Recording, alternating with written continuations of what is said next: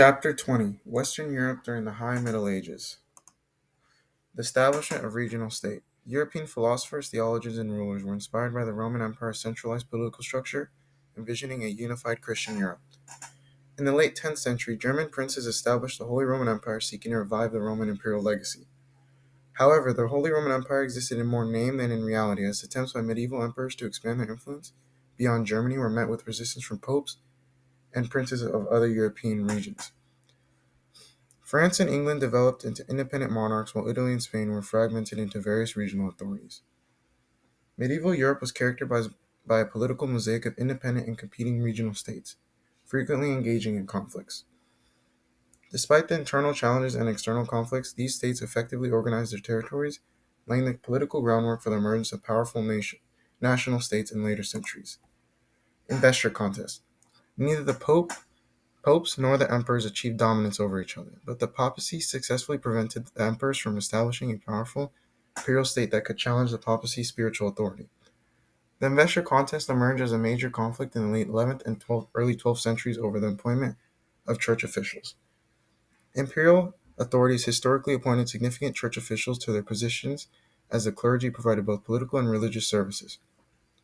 Pope Gregory VI sought to regain control of the clergy and ensure the spiritual integrity of churches by prohibiting lay investiture, the selection and installation of church officials by secular rulers such as emperors. Emperor Henry V challenged Gregory's policy, leading Gregory excommunicating him and releasing his subjects from obedience. German princes seized the opportunity to rebel against Henry V, resulting in Henry eventually regaining control of the empire, only after pleading for Gregory's mercy while barefoot in snow. However, the papacy's intervention in imperial affairs led to conscientiousness for the German princes, enhancing their independence and weakening the emperor's authority. The Normans in Norman England. In France, centralized power and authority gradually developed, while the Capitan rulers were playing a key role in this process. The Normans, descendants of Vikings, establishing a centralized state in Normandy during the 9th century, with dukes wielding significant power independent of their overlords. Norman dukes maintained tight control over their territories, limiting the rights of their retainers and building disciplined armies by the late 10th century. In 1066, Duke William of Normandy invaded England and introduced Norman governance principles, creating a tightly centralized realm under Norman kingship. Both captains in France and the Normans in England both faced challenges from retainers seeking greater autonomy or power. Despite internal and external challenges, both dynasties effectively organized regional monarchs that maintained order and provided relatively good governance. Christian and Muslim states in Iberia. From the 8th to the 11th century, Muslim conquerors ruled most of Iberia Peninsula, with only small Christian states surviving in northern Spain. In the mid-11th century, Christian adventurers from these states began attacking Muslim territories, seeking to expand their domains. Norman adventurers also joined the fray, traveling to Spain and joining the armies of Christian kingdoms as mercenaries. By the late 13th century, Christian kingdoms such as Castile, Aragon, and Portugal had largely expelled Muslim rule from the Iberian Peninsula, with only the Kingdom of Granada remaining in Muslim hands. Medieval Europe's political landscape was characterized by diverse political entities, including the Holy Roman Empire, regional monarchs, stellitic principalities, and city-states. European rulers frequently engaged in campaigns to expand their territories, resulting in a complex and dynamic political history. Despite the seeming chaos, regional states in medieval Europe effectively managed public affairs within their limited regions, offering alternatives to centralized imperial rule. Improve architectural techniques. Improved cultivation methods and architectural technology led to higher productivity during the High Middle Ages in Europe. European cultivators refined techniques and experimented with new crops and crop rotation cycles. Increased cultivation of beans contributed to both dietary protein and soil enrichment through nitrogen fixation. Keeping more domesticated animals serves as beasts of burden, food sources, and enriched fields with their droppings. Digging ponds to raise fish provided an additional dietary supplement. By the 13th century, observation and experimentation had greatly increased understanding of agricultural affairs. Knowledge of agricultural innovations spread widely through books and treatises in vernacular languages, helping to increase productivity. Textile production. Growth of towns and cities led to increasing specializations of labor during the High Middle Ages. Specialization facilitated a dramatic expansion of manufacturing and trade. Manufacturing, especially in wood textiles, thrived in cities like Italy and Flanders. Wool trade played a significant role in fueling economic development across Europe. By the 20th century, the Counts of Champagne in northern France sponsored year-round fairs, serving as vast marketplaces for European merchants to compare and exchange goods. My name is Ariana, and this is Social Change. There were three main classes: those who prayed, those who fought, and those who work. Chivalry was a code of ethics and behavior considered appropriate for nobles. Those who prayed were clergy of the Roman Catholic Church. The clergy constituted a spiritual estate owing its loyalty to the church instead of secular rulers. The fighters came from the ranks of nobles. They inherited their positions in society and received education on military arts and equestrian skills. Finally, those who worked mostly cultivated land as peasants dependent for protection on their lords, those who fought. Aristocratic women found the chivalric code much to their liking. They went to some length to spread its values. The troubadours were a class of traveling poets, minstrels, and entertainers whom aristocratic women patronized. Troubadours flocked to poitiers where Eleanor of Aquitaine supported romantic poets and entertainers. Women promoted refined behavior and tender, respectful relations. Their interests survive in the songs and poems of the troubadours. They drew inspiration from a long tradition of love poetry in Muslim Spain. Eleanor was the most celebrated woman of her day, and she used her influence to encourage the cultivation of good manners, refinement, and romantic love. The expansion of the urban working population promoted the development of towns and cities as jurisdictions that fit badly in the framework of the medieval political order. However, as towns grew larger, urban populations were able to resist the demands of nobles and guide their proper affairs. Guilds provided a focus for friendship and mutual support in addition to work. They also came to the aid of members and their families by providing financial and moral support for those who fell ill. Guilds made it possible for medieval cities to function. Guild members often socialized with one another, and prosperous guilds often built large halls where members held meetings, banquets, and drinking parties. Medieval towns and cities offered fresh opportunities for women and for men. European Christianity during the High Middle Ages. Schools, universities, and scholastic theology. During the High Middle Ages, economic development sharply increased the wealth of Europe and made more resources available for education. Students read the Bible and the writings of the Church Fathers as well as classical Latin literature. During the High Middle Ages, as commerce and communication increased between Byzantine Orthodox and Roman Catholic Christians, Western Europeans learned about Aristotle's thought and obtained Latin translation from Byzantine philosophers. Scholastic theology sought to synthesize the beliefs and values of Christianity with the logical rigor of Greek philosophy. Popular region. Popular religion. Popular piety required observance of the sacraments and devotion to the saints recognized by the Roman Catholic Church. Sacraments are holy rituals that bring spiritual blessings on the observance. The Church recognized seven sacraments, including baptism, matrimony, penance, and the Eucharist.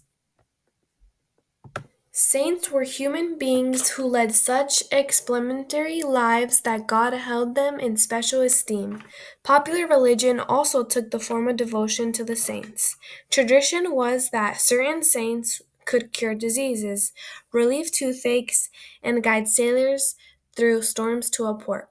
The most popular saint was the Virgin Mary, Mother of Jesus. She personified the Christian ideal of womanhood, love, and sympathy, and reportedly lavished aid on her devotees. Churches assembled vast collections of relics like clothes, teeth, hair, and bones of famous saints. The practice of assembling relics opened the door to fraud, but medieval Europeans avidly continued to admire and venerate saints' relics. The two most prominent apostles of early Christianity rested in the churches of Rome, and it was the spiritual center of Western Christian society.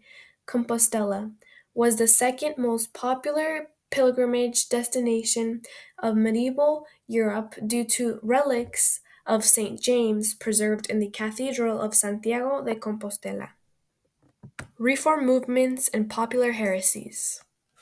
Some individuals organized movements designed to champion spiritual over materialistic values. Most prominent of them were St. Dominic and St. Francis. St. Dominic and St. Francis founded orders of beggars known as the Dominican and Franciscan friars, who would have no personal possessions and would have to beg for their food and other needs from audiences to whom they preached. The Dominicans and the Franciscans also worked zealously to combat heterodox movements and to persuade heretics to return to the Roman Catholic Church. Beggars were especially active in towns and cities where they addressed crowds of arrived migrants whose numbers were very large. The Waldensians asserted the right of the laity to preach and administrate sacraments, and they did not hesitate to criticize the church on the basis of biblical teachings.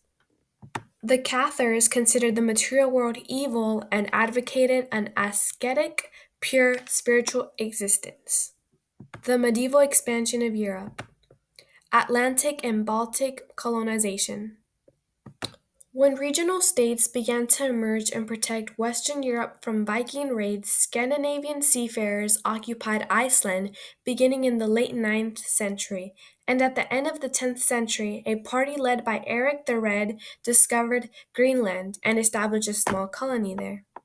His son Leif led another exploratory party south and west of Greenland, arriving eventually at modern Newfoundland in Canada. Because of the wild grapes growing in the region, Leif called it Finland. Scandinavians later left Newfoundland. The kings of Denmark and Norway converted to Christianity in the 10th century. In 999 or 1000, the Norwegian colony in Iceland also adopted Christianity, and between the 12th and 14th centuries, Sweden and Finland followed into the Christian faith. During the era of Crusades, zealous Christians formed a series of military religious orders. They not only took religious vows, but the Teutonic Knights also pledged to devote their lives and efforts to the struggle against Muslims and pagans. The reconquest of Sicily and Spain. In the Mediterranean basin, Europeans came into conflict with Muslims as the Europeans became stronger. They undertook to reconquer their territories and reintegrate themselves into Christian society. Sicily was a very important island, which was conquered by Muslims in the 9th century. The Guiscard brothers, Robert and Roger, undertook the conquest of Sicily and reintroduced Roman Catholic Christianity to Sicily. The Reconquista was centuries long. The process of the Reconquista began in the 1060s until 1492, when Christian forces mounted a campaign that conquered Granada and completed the Reconquista. The popes and leading clergy of the Roman Catholic Church regarded Islam as an affront to Christianity, and they enthusiastically encouraged campaigns against the Muslims. It is clear that religion took a big part in the Reconquista. The Crusades. The Crusades were a series of huge expeditions and religious wars between Muslims and Christians to secure control of holy sites that were sacred by both groups. Pope Urban II launched the Crusades in 1095 and a preacher named Peter the Hermit traveled through France, Germany, and the Low Countries, whipping up support among popular audiences. The hermit organized an army of poor knights and peasants and set out for Palestine without training, weapons, or plans. The campaign was a disaster. After Peter's ill-fated venture, French and Norman nobles organized a more respectful military expedition to the Holy Land. They captured Edessa, Antioch, and other strategic sites. In 1099, Jerusalem fell to the Crusades, who then proceeded to extend their conquests and carve conquered territories into Christian states. The Crusaders' successes encouraged Turk and other Muslims to settle their differences in expelling European Christians from the eastern Mediterranean. There was a total of 5 crusades launched, but all of them failed. The result of the crusades was a large-scale exchange of ideas, technologies, and trade goods that profoundly influenced European development. The crusades were very important for their social, economic, commercial, and cultural consequences. And that is it for Chapter 20, Western Europe during the High Middle Ages. Thank you for listening. Chapter 25 New Worlds. The Americas and Oceania. In 1519, when Hernán Cortés arrived on the Mexican coast, his small army included a Spanish soldier who learned the Mayan language, but had no way to communicate with the now well-speaking peoples of central Mexico until a Mayan chieftain presented him to Doña Maria, whose linguistic talents enabled Cortés to communicate through a chain of languages and make his way to the Aztec capital of Tenochtitlan. Colliding worlds. In 1492, the voyages of European mariners led to permanent and sustained contact between the peoples of the Eastern Hemisphere, Western Hemisphere, and Oceania. The resulting encounters brought profound and often violent change to both American and Pacific lands. European peoples were in possession of powerful military weapons, sailing ships, and other technological advances. When European peoples first sought to establish their presence in the Americas, they brought a range of technology unavailable to the peoples they encountered in the Western Hemisphere.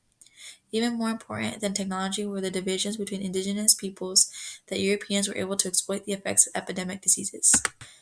Epidemic diseases. Epidemic diseases aided Spanish efforts during the siege of Tenochtitlan. Smallpox raged through the city, killing inhabitants by the tens of thousands. Sapping the strength of defensive forces, smallpox rapidly spread beyond the capital of Tenochtitlan, raced through Mexico, and killed so many people that the Aztec society was unable to function. Only in the context of this massive depopulation made it possible for the Spanish to conquer Mexico. The Spanish arrival, the Spanish Caribbean, the first site of interaction between Europeans and American peoples was the Caribbean. When Spanish mariners arrived, the Tainos were the most prominent people in the region. The Tainos cultivated manioc and other crops, and they lived in small villages. Christopher Columbus and his immediate followers made the island of Hispaniola the base of Spanish operation in the Caribbean. Conquest of Mexico and Peru. During the early 16th century, Spanish conquistadores moved away from the Caribbean and west to Mexico and south into Panama and Peru. Between 1519 and 1521, Hernán Cortés and a small group of men brought down the Aztec Empire in Mexico, and between 1532 and 1533, Francisco Pizarro and his followers toppled the Inca Empire in Peru. Fallen empires. In Mexico and Peru, Spanish explorers found societies quite different from those from the Caribbean. Both Mexico and Peru had sites of agricultural societies, cities, and large states for more than a millennium. In the early 15th century, both empires fell under the sway of powerful imperial states. The Mexican people and their allies founded the Aztec Empire that took up most of Mesoamerica. The Incas imposed a rule on a vast realm extending from modern Ecuador in the north to modern Chile in the south. The Aztec and Inca both had clear lines of political authority, and both had the means to mobilize massive populations, collect taxes for tribute to maintain their societies, and recruit labor for public work projects. Foundation of colonies. Throughout the 16th century, Spanish explorers saw opportunities north of Mexico and the Caribbean. They established towns, forts, and missions from modern Florida as far north as Virginia on the east coast of North America, and they scattered shorelines of Maine and Newfoundland. By mid-century, French, English, and Dutch mariners sailed the North Atlantic in search of fish in the Northwest Passage to Asia. In the early 17th century, they began to plant permanent colonies on the North American mainland. Colonial societies in the Americas. The European migrants interacted with both Native American inhabitants and African peoples as they were brought in as enslaved laborers. As they were all interacted, it led to the emergence of mestizo populations throughout the Americas. Despite their diverse population mix, European peoples and their Euro-American offspring increasingly dominated both political and economic affairs in the Americas. Both the Europeans and Euro-American settlers engaged in some activities such as mining precious metals, cultivating crops like sugar and tobacco, and fur trapping. That eventually led to the European and Asian consumers. Over time, the European settlers even established Christianity as the dominant faith in the Western Hemisphere. The social hierarchy. Peninsulars were migrants born in Europe from the Iberian Peninsula, and they were top of the social hierarchy. Creoles or Criollos were next in the hierarchy, born in the Americas of Iberian parents. Mestizos, on the other hand, lived on the fringes of society, but eventually grew in numbers and became essential contributors. Other mixed percentage individuals were prominent groups in Brazilian society, but were usually subordinated to Europeans, Euro-American Criollos, and even mestizos. Lastly, at the very bottom of the social hierarchy were the imported slaves and conquered peoples of all the Iberian colonies. Silver mining. In the Americas, silver was more abundant than gold. Since silver had a higher demand currency, many industrial applications, and a role in global trade, silver has become way more valuable than gold during the silver mining in the Americas. Spain's efforts in the Americas were also largely directed towards silver extractions. There were two key main regions for silver production: a thinly populated Mexican north, specifically around Zacatecas. Also, the higher silver productions is in the cold central Andes, especially the rich mines of Potosi. Both sites relied heavily on indigenous laborers. Many laborers went to Zacatecas voluntarily due to the pressures of conquest and disease in their home villages. They eventually became professional miners, learned Spanish, and even lost connections with their original communities. The search for labor. Some Portuguese colonists initially tried to use local populations as laborers in Brazil. Unlike in Mexico and Peru, the indigenous peoples of Brazil weren't sedentary cultivators.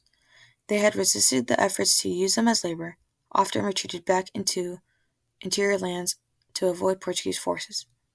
The native peoples of Brazil, on the other hand, took every opportunity to escape those who tried to force them into servitude. Although using native labor had drawbacks, like the resistance of the indigenous peoples and their ability to evade capture, during the 1560s, smallpox and measles had ravaged the entire Brazilian coast. Epidemic disease such as smallpox and measles devastated the indigenous populations. These diseases made it difficult for Portuguese settlers to find potential laborers and even harder to force them into work. Spanish missionaries. One role during this was priests served as representatives of the crown and supported civil administration during the Spanish colonization in both Mexico and Peru. There were also various missionary groups that were involved, including Franciscan, Dominican, Jesuit, and others. Overall, the primary role of these missionaries was to Christianize indigenous peoples. In 1524, 12 Franciscan missionaries arrived in Mexico. They founded a school in Tlatelolco, educating sons of noble families in Latin, Spanish, and Christian doctrine. Sayun, a Franciscan, was particularly important as he preserved volumes of information about Mexico's language, customs, beliefs, literature, and history before Spanish arrival. Spanish voyages in the Pacific. In 1521, Ferdinand McLennan and his crew were the first Europeans to cross the Pacific Ocean. Before they had reached the Philippines, they encountered the Marianas, with Guam being the dominant island in this group. Also, in 1565, Spanish mariners established the Malena galleon trade between Manila and Acapulco. They made the primary goal to link New Spain to Asian markets. Although most of the Spanish voyages were primarily focused on the trade route, so they never really explored the Pacific or searched for many other islands. Eventually, in the 16th century, Spanish vessels did visit some islands. Despite visiting some islands, the Spanish mariners found little interest in most Pacific islands and didn't establish regular communications with the island peoples.